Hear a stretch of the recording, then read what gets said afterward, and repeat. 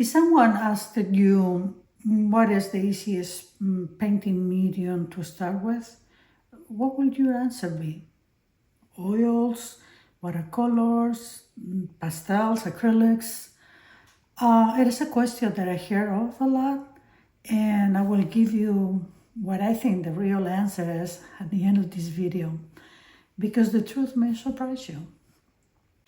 Now, there are many reasons why watercolors are so beloved, but I want to focus on three today that really stand out for me because they are meaningful and practical. Again, they're not the only reasons, but if you are looking to get into an art medium that fits into your real life, I think that this will help. So let's, reason number one, they are portable. Yes, when I'm painting in my studio, I have a lot of brushes and tools, the bigger palettes, etc. that I use. But on the days when I want to go to a friend's house and paint, when I need to travel and want to take the paints with me, really what I need to do a good painting can fit in my bag. A portable palette, a block of paper where I don't need a board, and a few brushes. That's all I need. So let me show you what I usually take when I need to go out of my studio and paint.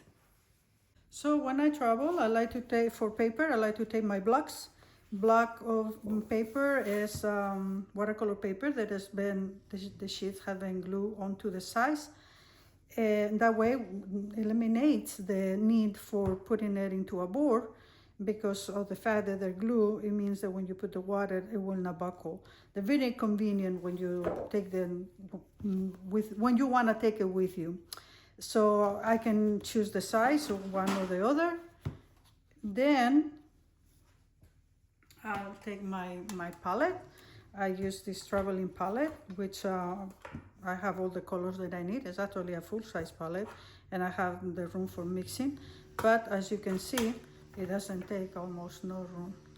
And really, all I need is 3 brushes.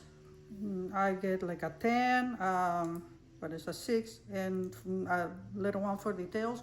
With these brushes, I can basically do anything and everything that I need. And then the last thing to carry will be a mechanical pencil. Oops. A mechanical pencil so that I can do some sketching or some of the drawing for my paintings. So this is all. As you can see, it doesn't take a whole lot of room. I mean, I can take both, or I can only take one. I'll say I can fit this in any one of my purses.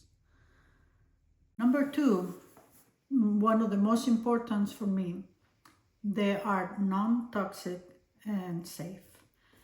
When I used to paint with oils, even with acrylics, I had to use different mediums and stuff. I was always protecting the skin of my hands by having to paint with gloves, because a lot of the way that those paints are made, or the solvents that you need to use for oils, or the mediums that you need to use for acrylics, are toxic.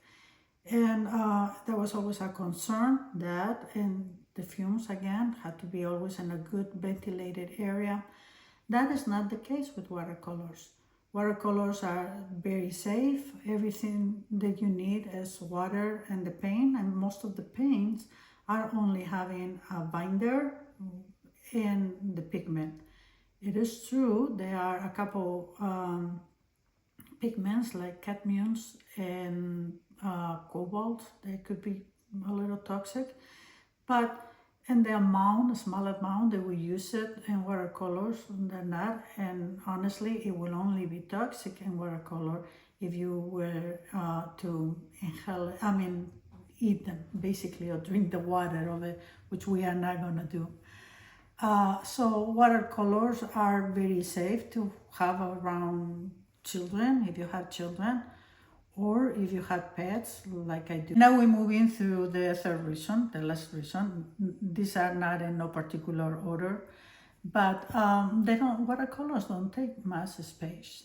I am very fortunate at this time in my life where I have a room in my house that is my studio, and I can have all my supplies and all my paints, blah blah blah. That was not always the case. For many years, while my children were small, and as we moved from country to country, state to state, all I had was the kitchen table. One time I was using one of the classes in my house, and I didn't have the space. When I was painting with oils and acrylics, when I was painting in canvas, was also an issue for once my paintings were done. So let me show you how much my paintings, my watercolor finished paintings take compared to the other ones that I paint in a board. I thought it would be fun to see it side by side. I just got here a few wood panels and canvases. I have 1, 2, 3, 4, 6. And so you can see how much room this one takes. Again, these are not big size canvas or panel. They are, kind of in the small size. Now, for comparison purposes, I count these ones. I have here 40 watercolor fully finished paintings, just waiting to be framed or to be displayed. As you can see, there is quite a big difference between one or the other. I can always find some room for this, while after a while putting all this somewhere else or more, imagine these are 6, imagine 40, then it will become an issue. Storage will become an issue. So as you can see, the paintings are easy to store once they are finished. Even if you have a small space, there is always you can always find room for them, and your place will not look cluttered, and you don't have to worry either if they are going to be damaged or not, because you put them too close, too tight together, etc. Remember the question I asked you at the beginning of this video? What is the easiest medium to start with?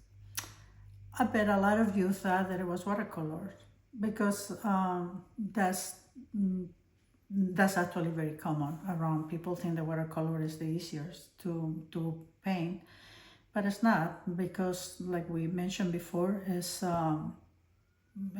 transparent, so it's hard to cover mistakes, they are hard to fix, and it's unpredictable because of the element of water.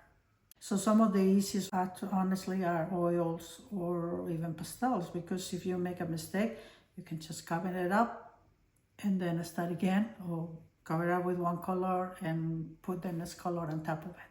Now, it is true that watercolors is not the easiest, but this is something to remember about them. Watercolors are truly beautiful.